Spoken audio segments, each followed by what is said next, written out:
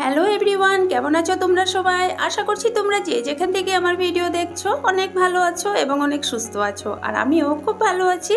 তো আজ আবারও এসে গেছি একটা নিউ রেসিপি ভিডিও নিয়ে। তো রোজ রোজ লাঞ্চ ভিডিও শেয়ার করি, তো আজ আমি তোমাদের সাথে ডিনারের ভিডিও শেয়ার করছি।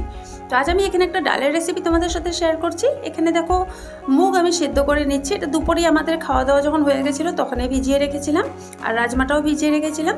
রাজমাটা আলাদা প্রেশার কুকারে আমি 2টা সিটি মেরে নেব, আর মুগটাও আলাদা সেদ্ধ করছি, কেননা দুইটারই সেদ্ধ হওয়ার সময় কিন্তু আলাদা আলাদা।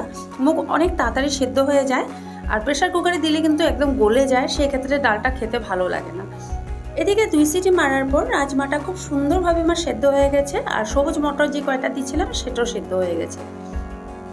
এবার মুগটা আমি যেরকম আমার দরকার ঠিক সেই রকম করে আমি সিদ্ধ করে নিয়েছি। অনেকের যদি বেশি গলানোর ভালোবাসো তবে কিন্তু একসাথে প্রেশার কুকারে দিয়ে দিতে পারো, বাট আমার প্রেশার কুকারে দিলে ভালো লাগে না। এবার একটু জিরের গুঁড়ো, লঙ্কার গুঁড়ো, একটু গরম জল দিয়ে মিশিয়ে নিয়েছি। এবার তেলে আমি শুকনো লঙ্কা, তেজপাতা আর একটু হিং দিয়ে দিয়েছি। আর এখানে নিয়েছি টমেটো, কাঁচা লঙ্কা, আদা কুচি আর পেঁয়াজ। ভালো করে একটু ভেজে নেব। রসুন থেতো করে রেখেছিলাম সেটাও আমি দিয়ে দিলাম। সমস্ত জিনিসগুলো ভালো করে ভেজে নেব। একটুখানি ভাজা হয়ে গেলে নুন দিয়ে দিলাম, একটু কালো নিমখ দিয়ে দিয়েছি, একটু পরিমাণ মতন হলুদের গুঁড়ো দিয়ে দেবো। আবারও একটু নাড়াচাড়া করে যে মশলাটা রেডি করে রেখেছিলাম সে মশলাটাও দিয়ে দেবো। আর এই জিনিসটা না রুটির সাথে খেতে কিন্তু খুবই ভালো লাগে। এবার ধনেপাতা কেটে রেখেছিলাম, অর্ধেকটা ধনেপাতা আমি এখন দেবো আর অর্ধেকটা রেখে দেবো, পরে দেবো। আর এইভাবে করে ডালটা তোমরা বানিয়ে দেখবে, রুটির সাথে কিন্তু খুবই ভালো লাগে। এবার ভালো করে মশলাটা কষানো হয়ে গেছিলো, তারপর আমি রাজমা আর যে মুগটা ছিল সেটা ঢেলে দিয়েছি। এবার ঢাকা দেওয়ার কোনো প্রয়োজন নেই, বাস ফুটতে দেব।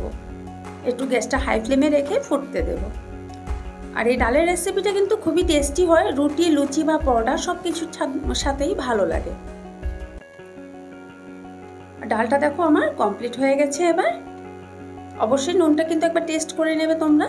এবার একটু কর্নফ্লাওয়ার দিয়ে দিয়েছি, সেটা তোমাদের খুশি, দিতেও পারো বা স্কিপ করতে পারো, একটু ক্রিমি টেক্সচার হয় তার জন্য আমি দিয়েছি। এবার যে বাকি টাকা ধনেপাতাটা ছিল সেটাও দিয়ে দেবো, আর দিয়ে দেবো একটু কস্তুরি মেথি। কস্তুরি মেথিটা দিলে ডালের গন্ধটা খুব সুন্দর হয়। ব্যাস আমার রান্নাটা কমপ্লিট। আর যদি তোমাদের ডালের রেসিপিটা ভালো লাগে তবে কিন্তু একটা লাইক করে দিও, কমেন্ট করে দিও। আর যদি কেউ চ্যানেলে নিউ আছো তো প্লিজ আমার চ্যানেলটা সাবস্ক্রাইব করে দিও।